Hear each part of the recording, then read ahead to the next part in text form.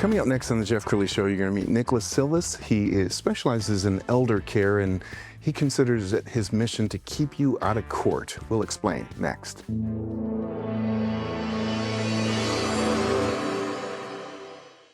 Many are predicting that the worst is yet to come, which is unfortunate, said one person here. Until now, they've enjoyed the reputation of being the nation's icebox. Watched a burglar in his home this morning by webcam. As a journalist of over 25 years, stories are what make my world turn. Reporting live from the Dallas newsroom tonight, Jeff Crilley, Fox 4 News. But in 2008, I took the jump from my familiar life and started a PR firm from my home. We're talking about anyone with a camcorder like the one I'm using becomes a television network. We started slowly growing the company, and we now have over 100 clients, and we've branched into the world of live digital broadcasting. I now own 8 different TV studios and have a huge team, and the stories that I now get to share are sometimes the most important of my life. Life has a funny way of coming around full circle. This is the Jeff Crilley Show. Well, we've seen this countless times in the past. Families are ripped apart because they're fighting over an estate. And so great estate planning, elder care law is so important. That's why I have Nicholas Silvas in the studio. He heads up Silvas Law. Thank you for coming on the show. Thank you for having me, Jeff. Very cool. And so you said that you were inspired by your mom. Yeah, so my mother was an estate, or currently is still an estate planning and business planning attorney.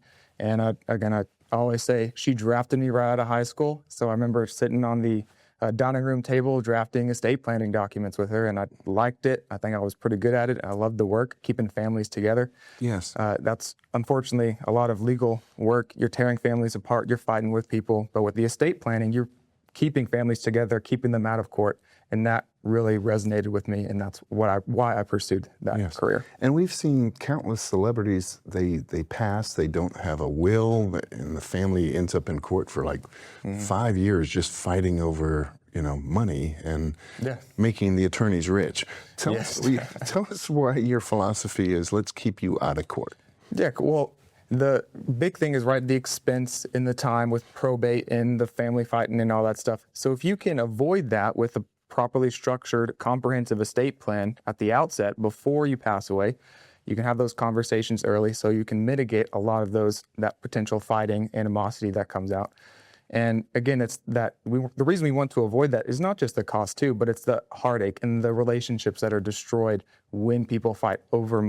You're fighting over money. Yes. Right. You can't take that with you when you're gone. It's the relationships that really matter, and that's what I want to help preserve for these families. And we've seen cases where there's so much fighting over the estate that there's nothing left. Oh yeah. After all the court bills are paid. Yeah, I see it all the time.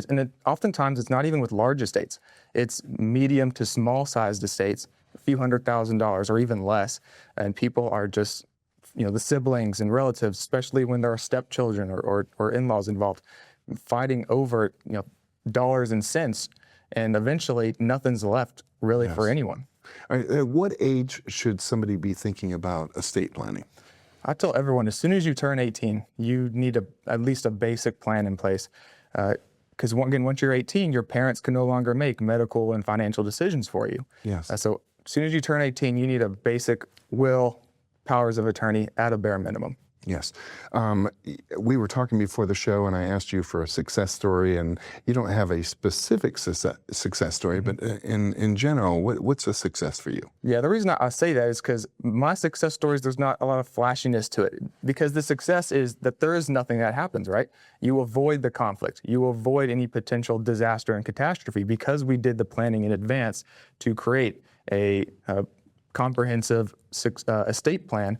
Yes. So that there is no, flash and bang after someone passes away. Yeah. So somebody comes to you, let's say they're in their 50s and, they have a $3 million estate.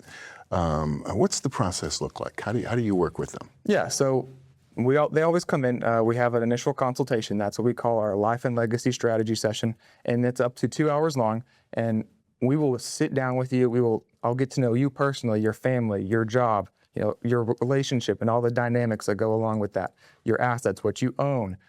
And then together, I will then educate y'all about wills and trusts, all these different documents, which one would work best for you and your family. Sure. And then together we will move forward and design a comprehensive and customized plan that works for you in your family to, again, avoid any potential conflicts and keep your family out of court. And if you do it right, there is no court fight.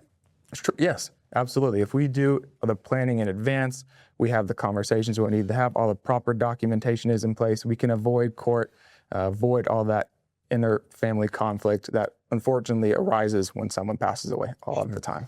We're going to put up your website, and as we scroll on the website, I noticed that you specialize in several different areas: estate planning, probate, business law, elder law. When it comes to elder law, what does that mean? Yeah, so elder law is very related to estate planning, right? You're still doing your wills and trusts and powers of attorney, but also we're looking at long-term care, making sure the elderly person is taken care of, their medical needs are taken care of, and that often involves public benefit planning for something like Medicaid or SSI. Those, again, means-tested public benefit programs. And so what we do is we try and get them to qualify, assuming they medically qualify, but we try and get them to qualify financially by reducing their assets while preserving them as much as we can for their families. And nursing care is very expensive. It is. It can be $10,000 a month or more. Wow. So it can really bleed an estate dry and leave nothing for any potential heirs. How many people do you run across who don't have a will? The statistic that we always quote, so we do regular presentations, and I tell everyone this, is 67% of Americans don't even have a will.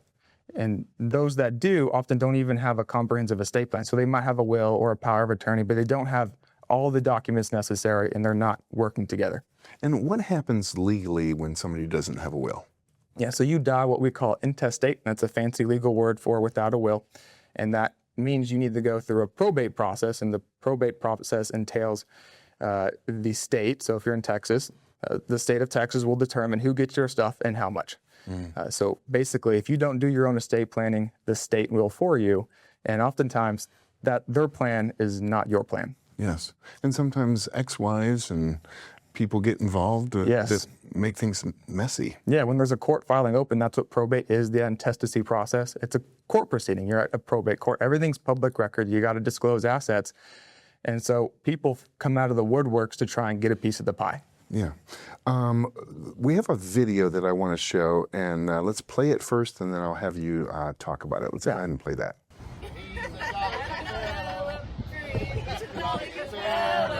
He's a jolly good fellow.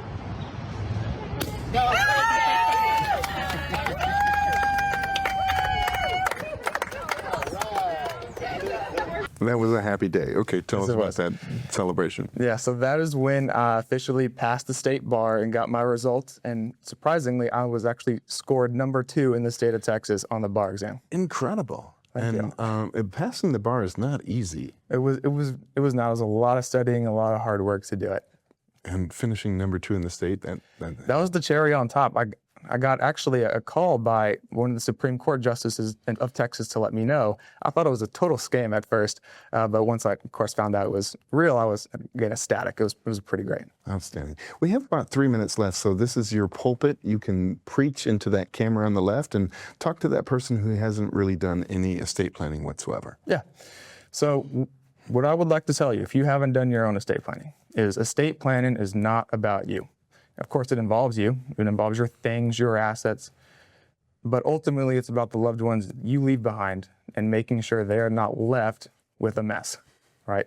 You want to make sure that whatever stuff you leave them with is not stuck in probate court. They're not trying to dig through your house, through your old bank documents to find all the stuff that you owned. Make it as easy for them as possible. Again, estate planning is not about you. It's about your loved ones. And lastly, the other thing I like to say is, leave more than just your things. Leave your legacy. Don't just let your kids remember you with a cash check after you pass away. Make sure they remember the fond memories of you raising them and the life experiences and the wisdom you imparted to them as well. Outstanding. Thank you so much for sharing your wisdom with us. We're going to end with this website, which is silvaslaw.com. The great Nicholas Silvas, thanks for coming on the show. Thank you for having me. I appreciate it. That's it for now. We'll see you next time.